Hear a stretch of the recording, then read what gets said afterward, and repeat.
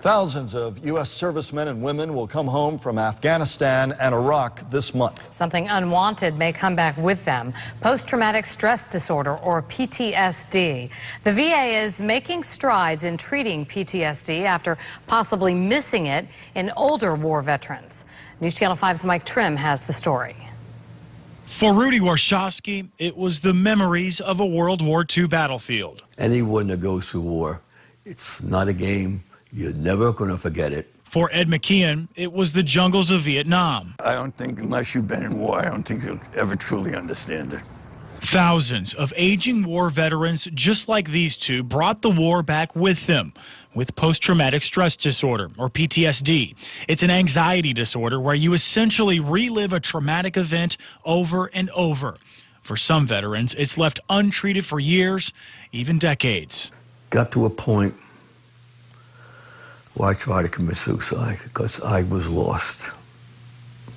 I'm ashamed to say it, but what else? I got to tell the truth. You come home with a feeling of guilt.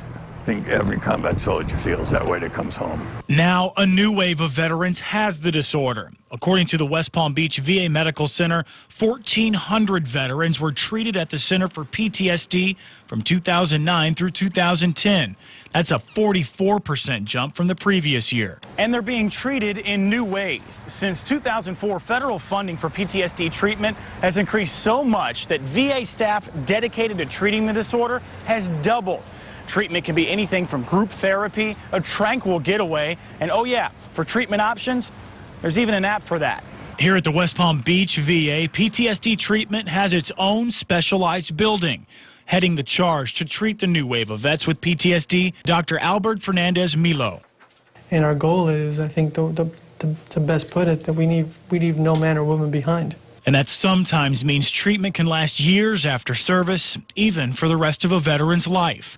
Dr. Fernandez Milo calls the program at this VA a success. We are using a lot of evidence-based psychotherapies in addition to medication regimens to really help the veterans process some of the traumatic events and to help them not only improve, but to deal with whatever symptomatology they have. Dr. Fernandez Milo says he's seeing a pattern. The older vets, especially Vietnam era, are now getting treatment.